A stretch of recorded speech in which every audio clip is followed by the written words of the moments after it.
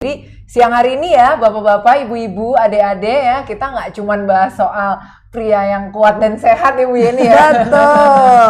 Tapi kita terlebih penting lagi, kuat, sehat, tapi kita nggak hidup lama. Ya, Buat apa jangan Bu dong. Yeni? Waduh. Ya kan? Nah, makanya yang paling penting adalah kita mau memaksimalkan sirkulasi tubuh kita. Ya, oke, kita mau lihat sama-sama ya.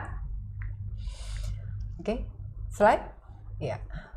Nah, di sini saya mau cerita nih ya tentang sistem sirkulasi tubuh manusia ya. Kalau kita lihat di situ ya, tubuh manusia itu punya sistem peredaran darah ya. Kenapa sih ini jadi penting ya? Karena sirkulasi inilah yang nanti akan membawa darah ke seluruh tubuh kita ya. Kita lihat di situ ya dalam gambar ya. Ini saya nggak lagi kuliah anatomi ya Bapak Ibu ya.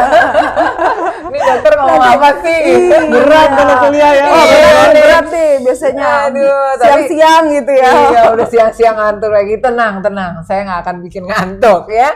Nah, siang hari ini kita mau sedikit aja cerita-cerita tentang sirkulasi ya. Ini saya kasih mungkin dasarnya aja lah ya gitu ya. Kalau kita lihat nih, jadi sirkulasi tubuh manusia itu kayak pohon Bapak Ibu ya. Jadi kalau namanya pohon itu kan punya cabang gitu ya. Nah dari pohon utamanya itu aorta. Aorta itu ada keluar dari jantung ya. Terus dia bercabang ke pembuluh darah besar sampai akhirnya ke pembuluh darah kecil. Nah pembuluh darah kecil itulah yang nanti ke jaringan gitu ya. Itu akan memperdarahi seluruh tubuh kita sampai ke bagian-bagian yang paling ujung sekalipun ya. Kita lihat ternyata sistem sirkulasi peredaran darah tubuh manusia itu ya, atau biasa disebut cardiovascular system ya, itu terdiri dari dua sistem yang besar ya. Yang pertama ada sirkulasi sistemik ya, itu tugasnya membawa nutrisi penting, oksigen ke seluruh tubuh ya. Yang kedua itu namanya sirkulasi paru ya. Sirkulasi paru itu membawa sebaliknya ya, zat-zat racun ya, darah-darah kotor ibaratnya gitu ya, dan karbon dioksida itu kembali ke paru untuk ditukar ya, dan ke jantung ya,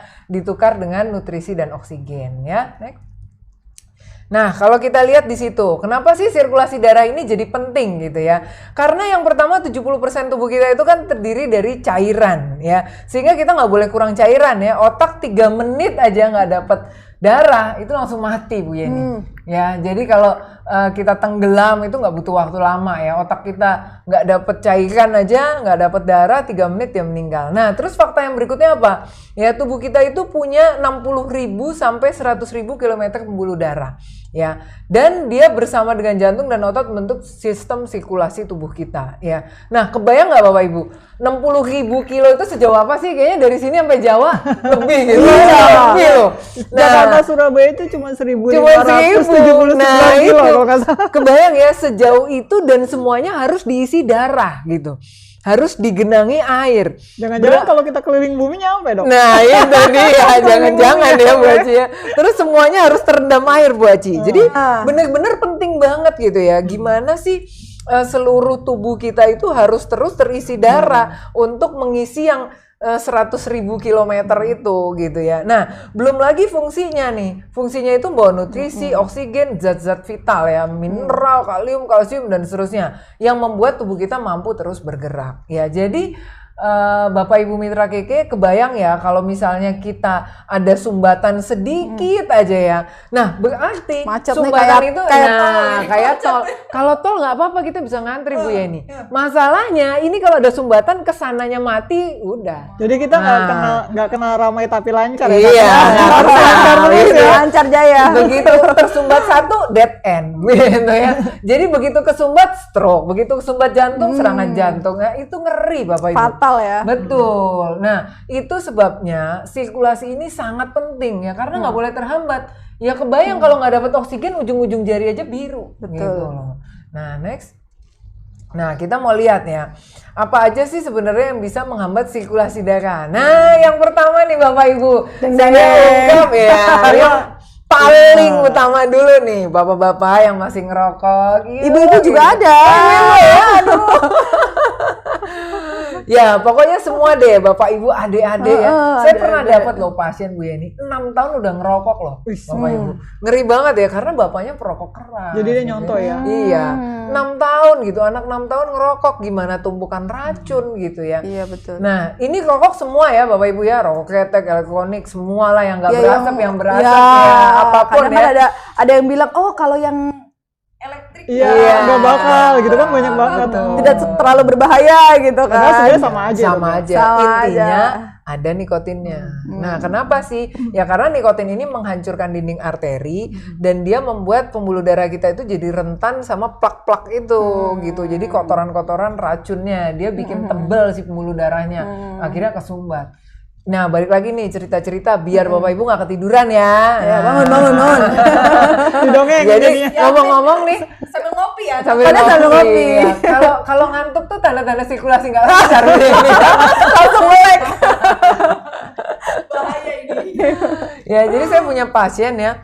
Umurnya masih belum terlalu tua ya, 50-an tahun gitu ya. Ini pembuluh darahnya di ujung-ujung jari kaki ya. Biru-biru. Itu biru-biru mati semua gitu. Sakit banget. Ya pas saya bilang, "Wah, Pak, ini kayak Burger disease deh gitu. Satu penyakit yang disebabkan penyakit pembuluh darah kapiler ya, PAD gitu ya. Dia rusak ujung-ujung pembuluh darahnya gara-gara rokok yang lama. Ngerokoknya kapan, Pak? Dulu ngerokok ya? Iya, Dok. Tapi udah lama sih berhenti, Dok.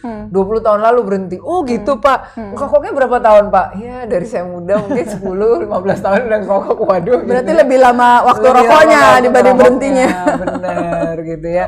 Nah, terus akhirnya terpaksa diamputasi tuh gitu. Jadi pembuluh darah itu rusak nih ujung-ujungnya gara-gara rokok itu gitu ya. Nah, belum lagi di sini ada tekanan darah tinggi. Ya kalau tekanan darah tinggi itu kan tersumbat ya, pembuluh darah itu jadi kecil Bapak Ibu ya. Nah, itu yang menyebabkan akhirnya sirkulasi darah terganggu ya. Terus profil lipid, apa sih? Kolesterol ya, trigliserid ya. Nah, dan teman-temannya ya, LDL itu ya. Nah, itulah yang menghambat membentuk aterosklerosis atau sumbatan-sumbatan di sepanjang pembuluh darah ya. Nah, berikutnya ada diabetes ya. Diabetes ini memang pada dasarnya ngerusak semua ya, bukan hanya pembuluh darah, tapi semua organ tubuh kita dirusak sama si diabetes ya. Nah, kemudian anemia, infeksi virus itu juga menghambat sirkulasi darah ya. Kemudian gangguan bekuan darah dan lain sebagainya ya. Orang bilang ini penyakit orang tua, padahal enggak ya. Padahal enggak. Tanda-tanda Ya, sirkulasi betul. darahnya nggak lancar. Betul ya. Jadi gejalanya tuh bisa macam-macam Bu Yeni. Nanti kita lihat ya habis gini ya. Siap. Nah, jadi ini kita faktor resiko aja dulu nih ya. Nah, apa aja sih faktor resikonya ya? Mulai dari berat badan di atas normal, obesitas, overweight. Ayo yang ada langsung cek. obesitas ngacung ya. Ini Langsung cek tanda-tandanya ya. kalau wanita lingkar pinggang itu harus minimal ya di bawah 80, kalau pria di bawah 90 cm ya. Sentimeter ya. Nah, jadi kita jaga lemak perut ya. Nah, karena apa? Lemak perut itu yang isinya lemak yang jahat Bapak Ibu ya. Nah, kemudian kurang gerak, jarang olahraga itu Mageran. juga mager ya. Tinggal semuanya pencet-pencet di HP ya. Jadi nggak pernah gerak ya.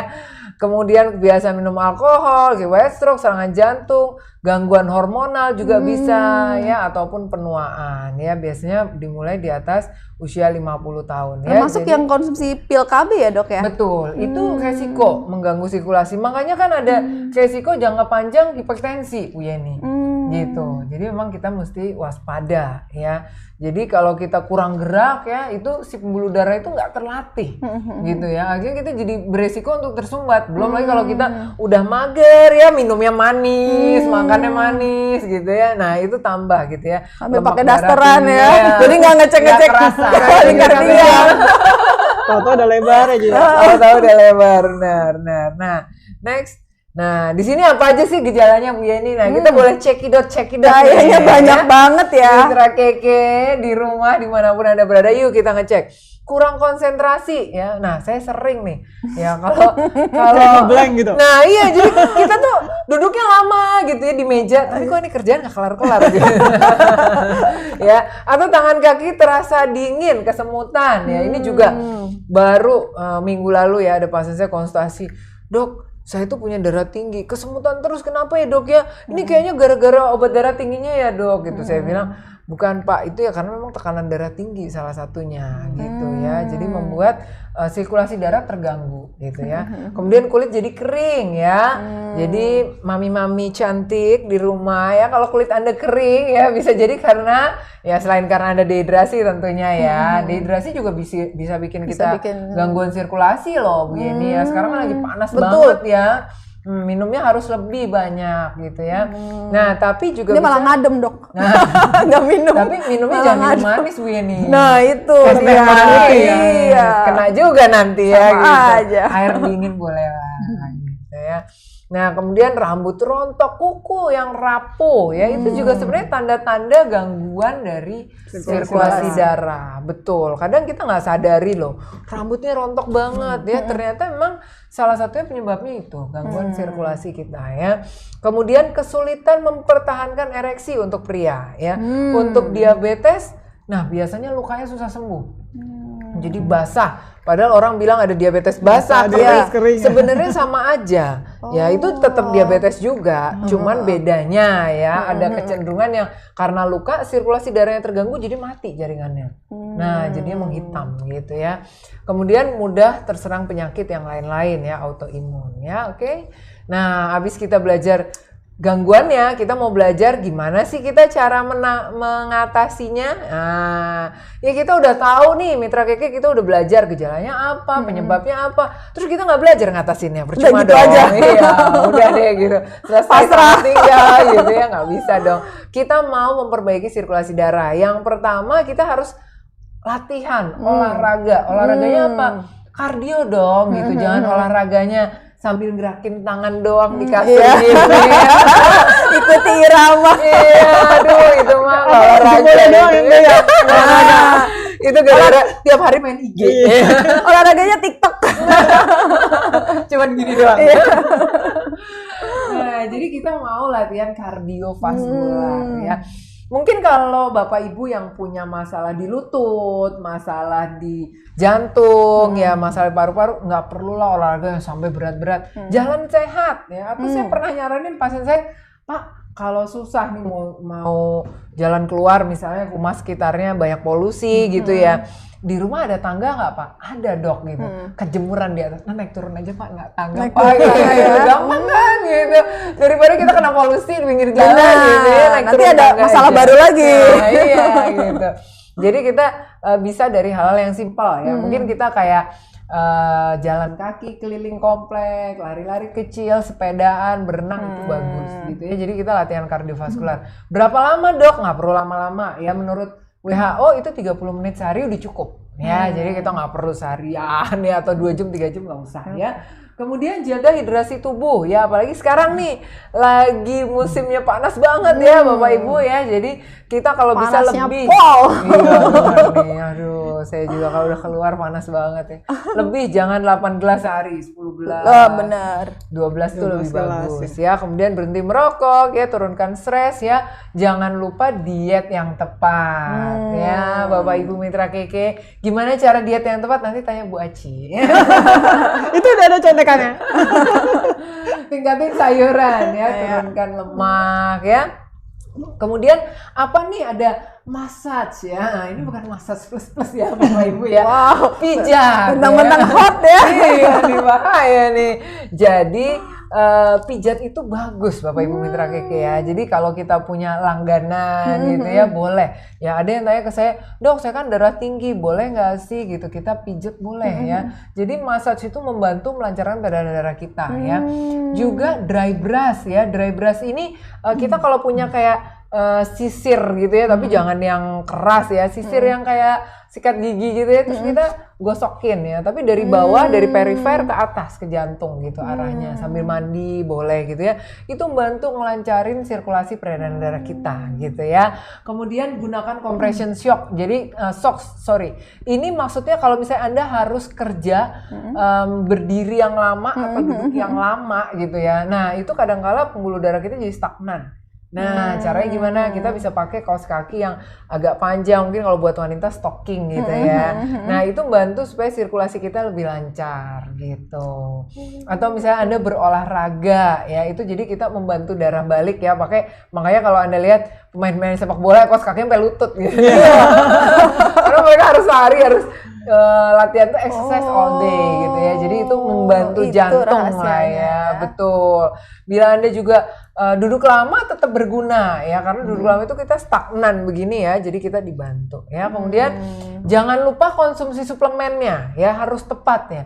Konsumsi suplemennya apa aja ya, antara lain ya omega 3, ginseng merah ya, kemudian vitamin C, B ya, kemudian juga ada yang lainnya ya, zat besi, arginin dan sebagainya ya. Next. Nah, kita mau bahas satu-satu nih, apa aja sih suplemen-suplemen yang penting untuk sirkulasi darah kita ya. Jadi jangan salah pilih suplemen ya Bapak Ibu ya. Misalnya kita minumnya hanya vitamin D aja. Sekarang yang lagi tren hanya vitamin D aja. Vitamin D bagus nggak? Bagus banget ya. Tapi untuk sirkulasi darah lebih penting yang lain-lain nih. Ya Bapak Ibu ya. Nah, kita lihat ginseng ya. Nah, ini saya suka banget nih. Kenapa? Dari banyak spesies yang ada gitu ya. Ini ginseng merah salah satu juaranya ya. Ginseng itu ada macam-macam ya. Ginseng Korea itu ada yang ginseng hijau, ginseng coklat dan sebagainya ya. Bahkan Anda bisa bayangkan ya, ginseng ini harus dibutuhkan waktu 6 tahun Bu Yeni. Wow. Ya sampai dia bisa matur ya dan bisa dipetik gitu ya, bisa Buat diambil panen gitu ya. Iya, bisa diambil manfaatnya gitu Bu Aci. Jadi kebayang ya, ini penelitiannya sudah banyak sekali ya, lebih dari 420 penelitian ya, bahkan sudah diakui oleh FDA ya dari Korea ya. Nah, efek kesehatannya apa aja? Antara lain ya, dia meningkatkan energi, stamina ya, kemudian menurunkan kelelahan ya, meningkatkan sistem imun ya. Jadi dia punya efek antiinflamasi yang bagus banget.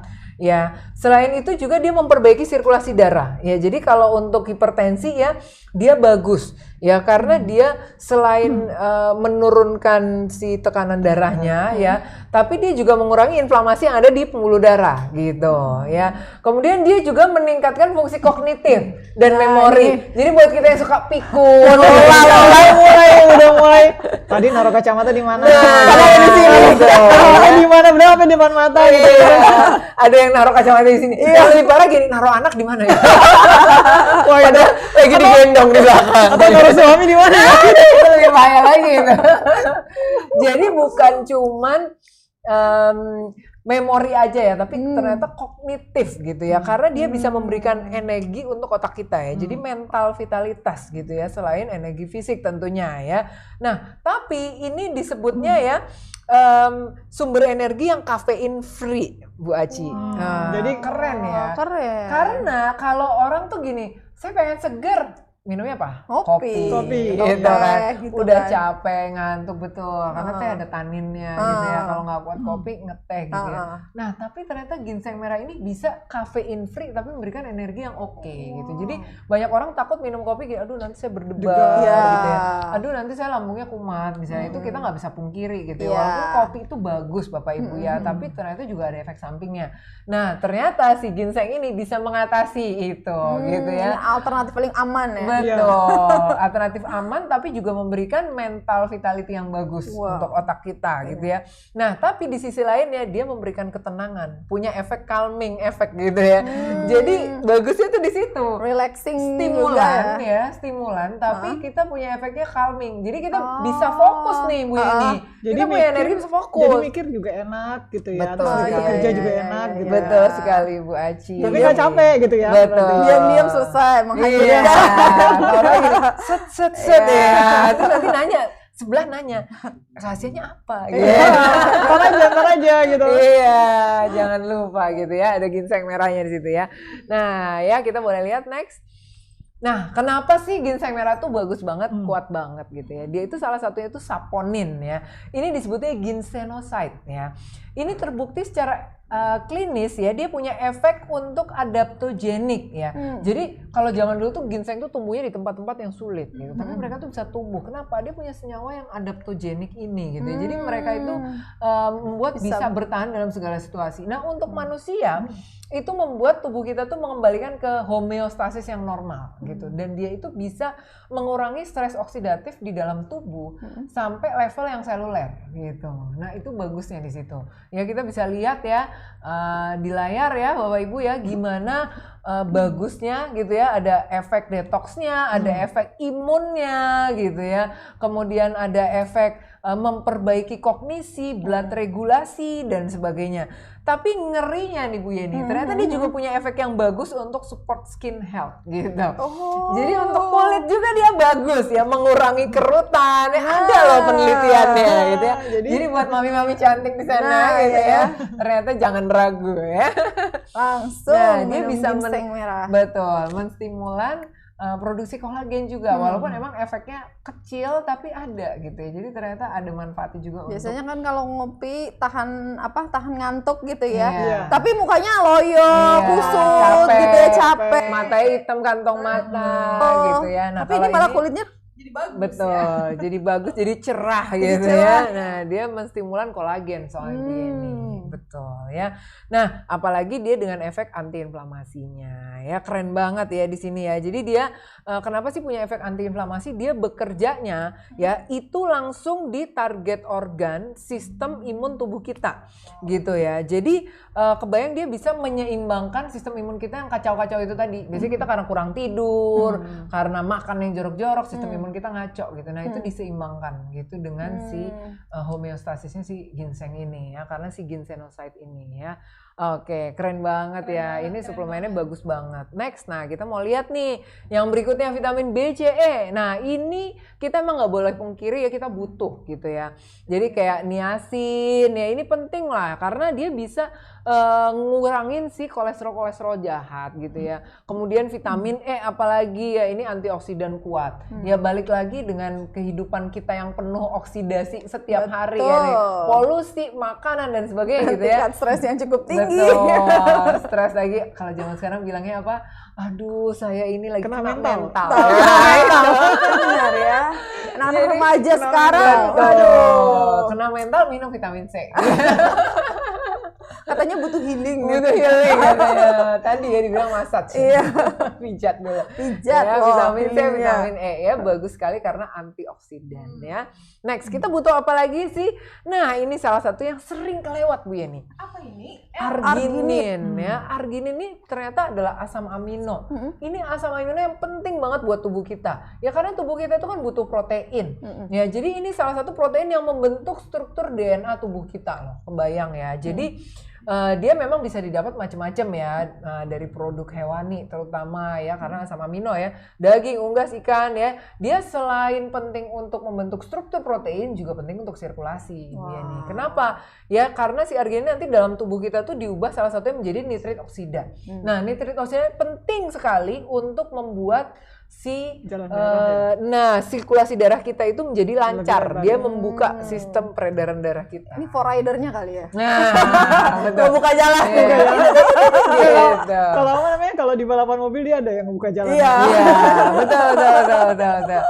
Jadi selain itu juga ya, selain nitrit oksida ya, dia juga bisa merangsang pelepasan hormon, ya hormon pertumbuhan, ya insulin juga dan zat-zat penting lainnya ya, karena tubuh kita itu kan homeostasis hormonnya penting banget ya.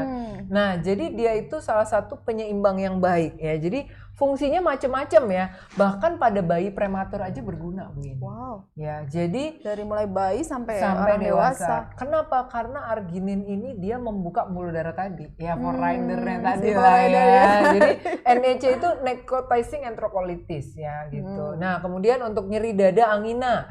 Ya, angina ini dibuka pembuluh darahnya sama si arginin ini ya. Jadi serangan jantung itu kan pembuluh darahnya sempit-sempit. Nah, ini dibuka sama si arginin ini. Gitu. Jadi bagus sekali ya. Kemudian ini juga untuk disfungsi ereksi juga. Karena si sistem sirkulasi ini gangguannya kan nggak hanya dalam pembuluh darah besar. Jadi kita nggak hanya bicara kalau gangguan pembuluh darah besar sumbatan jantung. Pembuluh darah kecil ya arteri-arteri yang di tempat yang kecil itu juga bisa tersumbat gitu ya. Ya tadi ya di tangan atau di kaki. Betul, di gitu tangan ya. di kaki kita jadi sering kesemutan, sering dingin tangan kakinya ya Bapak Ibu ya. Nah, tapi kalau permisi di daerah yang intim ya, salah satunya organ kelamin pria itu membuat jadi sulit ereksi ya. Itu nanti akan saya bahas di belakang ya.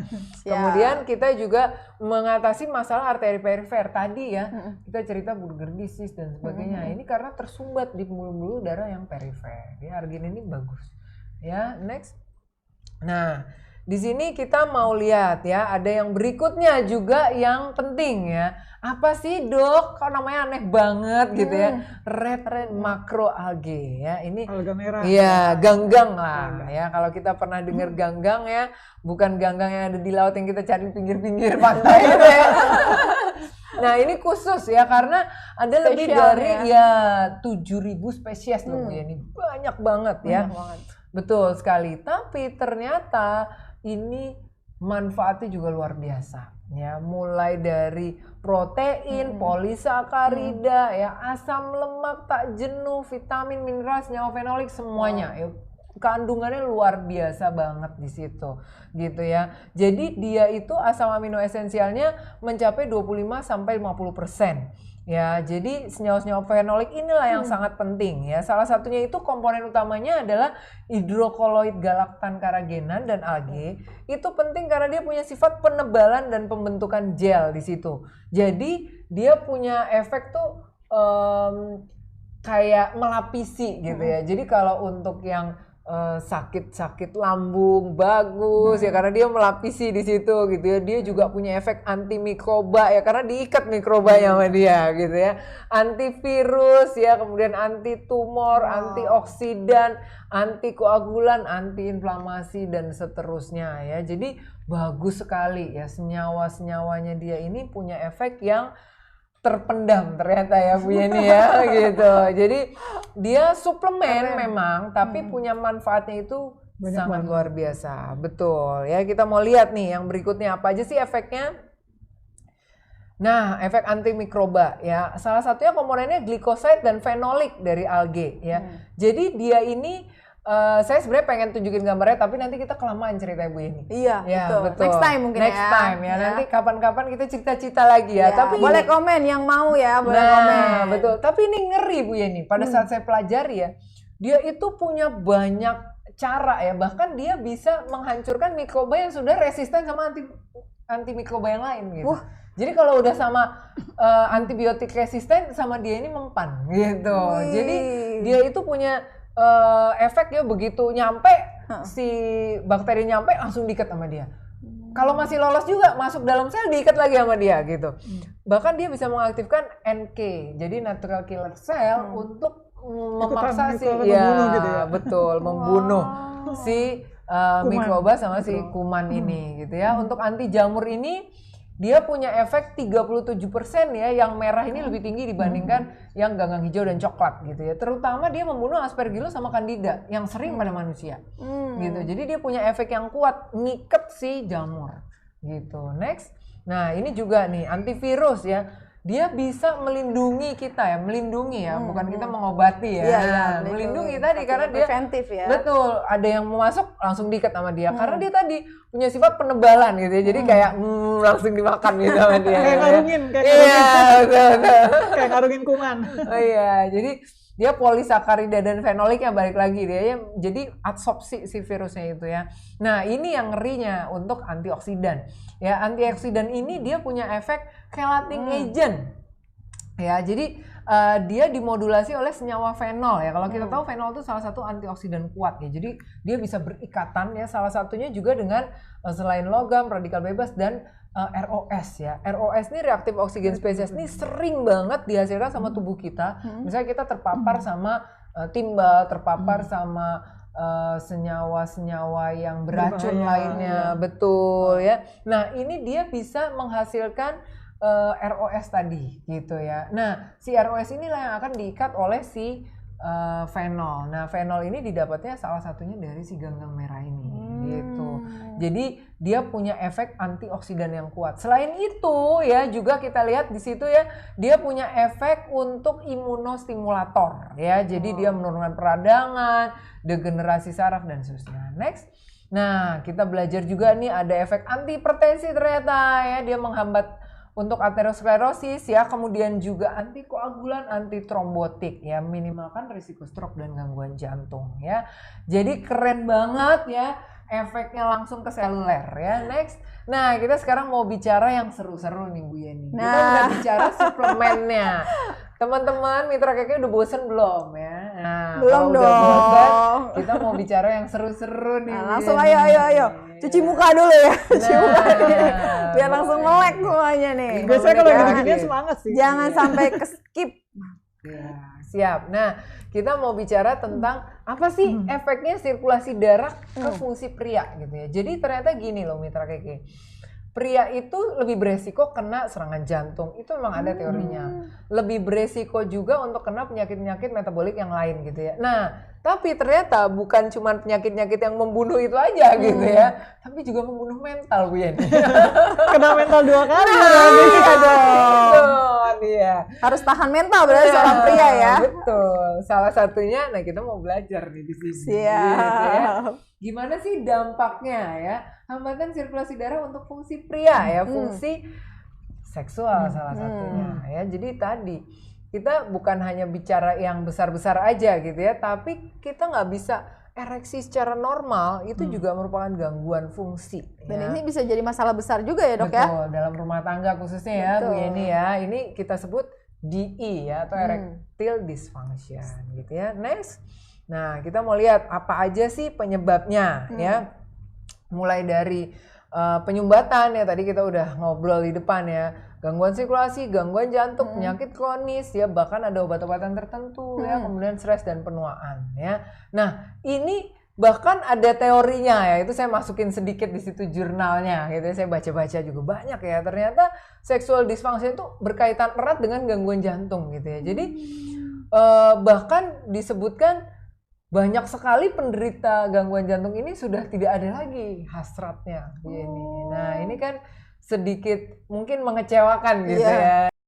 Sayang nih sama jantung kita, mau pengobatan jantungnya gitu ya. Tapi di sisi lain gimana nih, kok ada yang tidak terpenuhi di situ. Gitu. Nah, jadi kita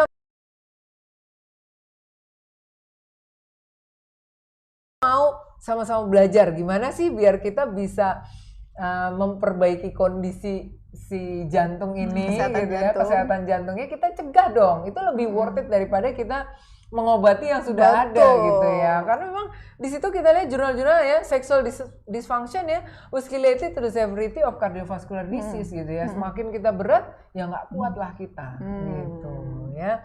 Nah, next kita lihat di situ ya, gejala DI apa aja sih gitu ya. Jadi bukan hanya kesulitan untuk ereksi, tapi juga kesulitan untuk mempertahankannya Mitra Keke ya. Jadi walaupun sudah bisa tapi cepat gitu ya, atau bahkan menurunnya keinginan untuk berhubungan seksual ya. Jadi kita udahlah gitu, udah nggak usah lah. Nah, itu juga udah nggak ada keinginan, itu termasuk gejala-gejala DI ya. Nah, sebenarnya ya menurut bukan karena usia ya Dok ya? Nah, bukan karena usia aja. Sebab yang lainnya banyak nih ya. Tadi udah kita sebutkan ya. Orang berpikir hanya karena usia gitu ya. Tapi ternyata di situ disebutkan tuh oleh Michael Castleman ya. Healthy men can have erection at any age ya, but once you hit about 50 ya, erection change ya. Jadi bukan cuman polanya, tapi metodenya jadi berbeda loh Bu Yeni. Nah, kita mau belajar lagi nih ya. Coba kita lihat yang berikutnya ya. Nah, kalau tadi ngomong kita soal penuaan tadi ya Bu Yeni ya. Sebenarnya kita bicara ya apa aja sih metode-metode yang berubah ya. Memang lebih lambat untuk naiknya gitu ya. Tapi kita bisa lebih konstan dengan apa? Metodenya yang berubah. Kalau di atas 50 itu kita butuh lebih banyak stimulan gitu. Nah, stimulan itu bisa jadi nggak hanya fantasi seksual ya. Kalau masih muda itu fantasi saja itu udah cukup gitu ya, udah cukup untuk mempertahankan ereksi gitu ya. Tapi di atas 50 itu ahli-ahli mengatakan kita butuh yang namanya sentuhan-sentuhan, stimulan fisik gitu ya. Nah, kayak love language gitu ya, Dok ya. Nah, betul. Jadi banyak pria berpikir, aduh udah nih my sex love ini over kayaknya gitu ya. Jadi kayaknya perjalanan bukan perjalanan karir ya, perjalanan seksual saya udah berakhir gitu ya. Udah end game gitu. Nah, tapi sebenarnya bukan selesai ya, tapi kita berubah metodenya, caranya gitu ya. Butuh lebih banyak stimulan ya, lebih banyak sentuhan ya, lebih banyak komunikasi gitu. Nah, ini makanya saya mau bahas di sini. Gimana sih kita mencegahnya gitu ya? Pastinya nggak sama ya, Dok, kayak pengantin baru gitu kan, sama yang usia 30, 40, 50 kan pasti beda-beda. Nah, jadi apa aja sih yang kita bisa lakukan? Yang pertama, jaga vitalitas ya. Jadi kita harus bakar 200 kalori sehari tadi ya, olahraga ya, kemudian jaga pola makan ya, turunkan konsumsi lemak, turunkan berat badan, berhenti rokok ya, karena kita nggak mau ada sumbatan tadi gitu ya. Nah, next yang berikutnya, nah cek obat-obatan yang dikonsumsi. Ada loh obat-obatan yang bisa mengganggu fungsi-fungsi ereksi tadi gitu ya. Nah, juga pernah ada yang tanya ke saya nih, Dok, kalau untuk obat kolesterol gimana? Nah, ternyata mencengangkannya obat-obat kolesterol gitu ya, itu bukan menghambat tapi malah memperbaiki Bu Yeni gitu ya. Bahkan memperbaiki walaupun sedikit sih katanya ya, hanya mungkin lebih lancar betul. Jadi ya antara 10 sampai 25% tapi bisa memperbaiki. Tapi ini gitu obat hipertensi justru malah betul, sebagian, nggak semua Bu Aci gitu. Jadi sebagian obat-obat hipertensi ada yang bisa menghambat ya, tapi yang lebih sering itu anti-depresan ya, anti-ansietas itu yang bisa menghambat untuk terjadinya yang orang-orang dengan gangguan kejiwaan betul ya. Seperti itu ya. Nah, kemudian yang tadi komunikasi yang lebih baik ya. Nah, kita butuh stimulasi secara langsung ya, komunikasi hubungan yang intim ya. Butuhlah namanya ya, belayan kasih sayang. Kan bukan robot ya. Iya, betul. Jadi komunikasi ya diperbaiki ya. Kemudian yang terakhir jangan lupa suplemen yang tepat ya. Karena kita nggak cuma bicara soal vitalitas aja nih gitu. Kalau cuman butuh tenaga makan aja cukup gitu ya. Tapi kita butuh kelancaran sirkulasi darah tadi gitu. Nah, kelancaran sirkulasi darah ini butuh apa aja? Tadi suplemennya udah dibahas semua Bu Yeni gitu. Jadi menarik sekali ya, ternyata yang tadinya kita cuma mikir sirkulasi darah itu kan kalau orang yang jantungan, orang yang kena stroke, kenapa? Ternyata itu penting juga untuk organ intim kita. Betul. Ternyata penyebab DE juga karena sirkulasi darah nggak lancar. Betul. Dok, ya. Nah, atau itu macet gitu ya. Nah, asal usulnya ya. Betul. Asal Dan usulnya harus tahu dulu. darah ini kan terganggu bisa dari kita muda, Bu Yeni, gitu ya. Jadi bukan yang tiba-tiba udah tua kita baru pusing gitu kan. Nah, jadi dari muda nih. Mumpung jadi, ya. kakak-kakak semuanya gitu ya. Yang mageran nih, warning. Iya, harus sering-sering gerak harus juga sering ya, gerak, ya. betul. Oke, Dan mungkin itu sumber aja yang Bu tepat. Yeni, biar nggak bosan kita bisa lanjut ke diskusi. Oke, siap. Yo, yang di rumah, yang lagi di jalan, yang lagi menyaksikan, beri plus dulu dong untuk Dokter Olive Indri. Luar biasa. Ini materinya ya. Ini wow, keren banget ya. Kalau semuanya ini udah apa ya? Isinya daging semua. Isinya daging semua ya, bukan kaleng-kaleng. Kalau Anda ikut seminar yang seperti Dokter Olive sampaikan, ini mungkin harganya udah berapa ya, Dok, masuk ke seminarnya?